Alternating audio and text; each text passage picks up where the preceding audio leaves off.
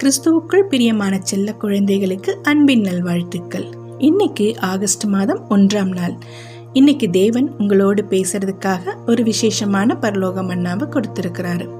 இன்றைய மன்னா நீதிமொழிகள் 23ஆம் அதிகாரம் 26ஆம் வசனம். என் மகனே, உன் இருதயத்தை எனக்கு தா, உன் கண்கள் என் வழிகளை நோக்குவதாக.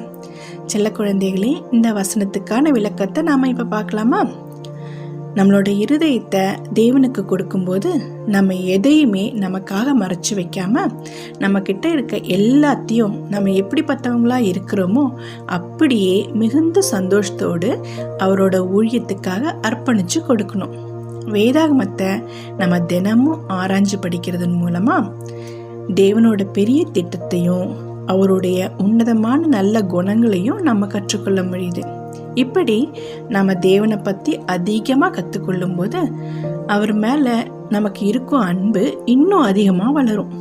அது மட்டும் இல்லாமல் இன்னுமே அதிகமான ஞானத்தையும் புத்தியையும் நம்ம பெற்றுக்கொள்ளணும் அப்படின்ற ஆவலும் கூட நமக்கு வளரும்.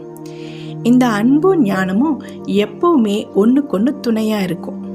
எனவே குழந்தைகளே, நாம் நம்முடைய முழு இருதயத்தையும் தேவனுக்கு கொடுத்து அவருடைய வார்த்தைகளை தினமும் படித்து எப்போதும் நம்முடைய தேவனுக்கு பிரியமான ஞானமும் அன்பும் உள்ள நல்ல பிள்ளைகளாக வாழ பழகிக்கொள்ள வேண்டும். செல்ல குழந்தைகளே, இந்த மன்னாவை இன்னும் தெளிவாக புரிஞ்சுக்க உங்களோட பைபிளை எடுத்து 1 நாளாகமம் 16ஆம் அதிகாரம் 10ஆம் வசனத்தை வாசிங்க. வேதாகமத்தை நம்ம தினமும் ஆராய்ஞ்சு படித்து தேவனுடைய பெரிய திட்டத்தையும் அவருடைய உன்னதமான நல்ல குணங்களையும் நம்ம கற்றுக்கிட்டு தேவனுக்கு பிரியமான நல்ல பிள்ளையா வாழ்கிறது எப்படி அப்படின்றத குறித்து இன்னைக்கு நாள் முழுசும் மனசுக்குள்ள தியானம் பண்ணுங்க. ஓகே குட்டீஸ், இன்னைக்கு இந்த மன்னாவோட சந்தோஷமா இருங்க. இன்னைக்கு நைட்டு ஒரு சூப்பரான வேதாகம கதையோட நம்ம சந்திப்போம்.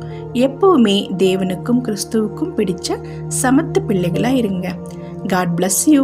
Bye.